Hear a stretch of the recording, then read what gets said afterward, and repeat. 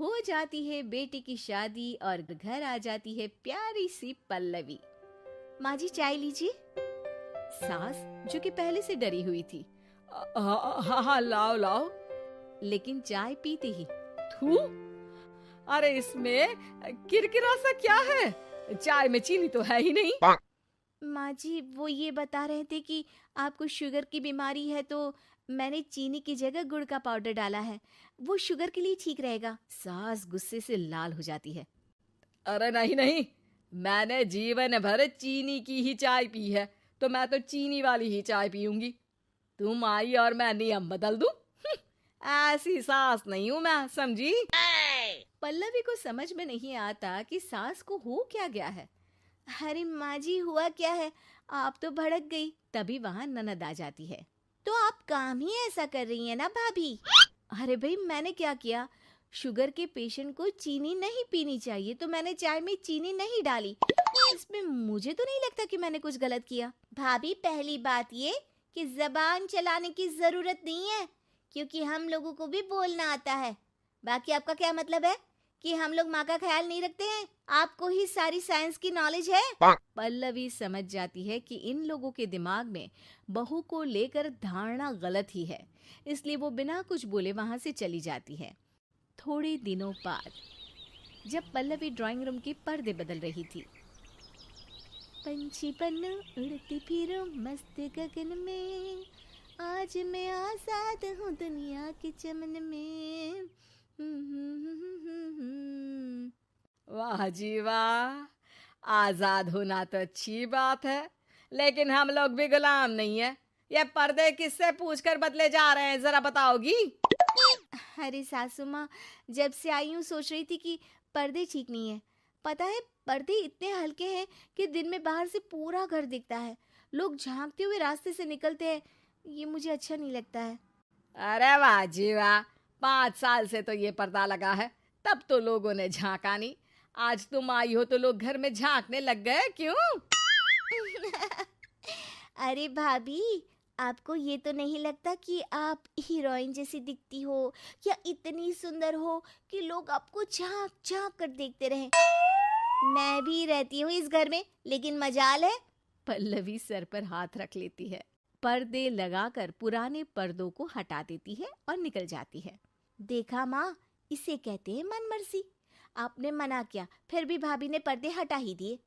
ठीक है बेटा, शुक्र करना पर्दे ही हटाए हैं। अरे कहीं किसी दिन ये हमें ही ना हटा दे। हम्म, ऐसे कैसे हटा देंगी, हम क्या पर्दे हैं? दिन बीतते हैं और एक दिन सास और ननद वॉक पर निकली होती है कि पड़ोसन। क्या बात है, आजकल तो आप लोगों की कोई खोज खबर ही नहीं है। तरस गए हम लोग तो। अरे नहीं नहीं, बस घर पर ही रहते हैं पहले जैसे। पहले भी तो इतनी ही खोज खबर थी ना। अरे नहीं नहीं, पहली की बात और थी। और बताओ बेटा, बॉयफ्रेंड से चक्कर चल रहा है कि खत्म हो गया? पहले तो पर्दे से दिख जाता था कैसे तुम सारा दिन टेलीफोन पर लगी रहती थी, कभी शर्माती कभी रोती। अब तो पर्दे भी मोटे लगा लिए तो कुछ ठीक से दिखाई भी नहीं देता। हाँ, नहीं मतलब कोई ना, होता है इस उम्र में। और बताओ बहन जी, बेचारी बहू से तो पहले रोज तानेबाजी होती थी आपकी, रोज देखती थी कैसे उस पर आप दोनों मिलकर बरसा करती थी। अब ठीक है ना वो? चल बेटा, ये औरत तो पागल हो गई है। अरे पागल नहीं, आदत हो गई थी। जब मन उबा तो आपकी खिड़की से झांक लिया करती थी, अब कुछ दिखाई नहीं देता तो। सास और ननद घर आती हैं, जहां बहू पर्दों को बदलने के लिए खड़ी होती है। अरे ये क्या कर रही हो? आपने ही कहा था ना पर्दे बदल देना। अब उस दिन तो उतारे थे, सोचा धोकर लगाऊंगी, आज सूख गए हैं तो लगा देती हूँ। तभी ननद चिल्लाती है।